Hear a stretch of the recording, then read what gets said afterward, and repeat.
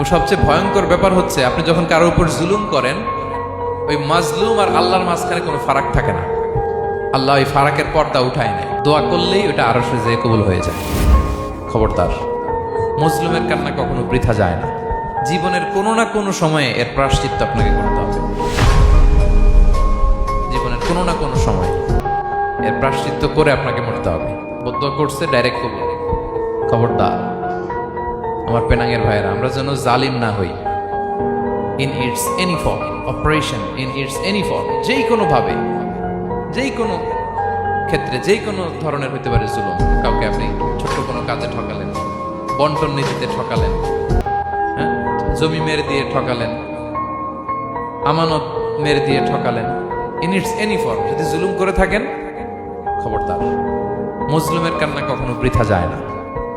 জুলুম শুধু আমাদের জন্যই হারাম না, আল্লাহর জন্য হারাম। আল্লাহ তাআলা বলেন হাদিসে কুদসিতে, ইয়া ইবাদি, হে আমার বান্দারা, ইন্নী হারামতু যুলমা আলা নাফসি, আমি জুলুমকে আমি আল্লাহ নিজের উপরে হারাম করেছি।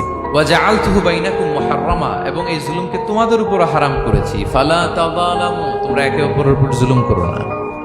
জুলুম শুধু আমাদের উপরই হারাম না, আল্লাহ নিজের উপরে হারাম করেছেন। তাহলে জুলুমের সাথে কি মুমিনের কোনো সম্পর্ক থাকতে পারে? পারে না।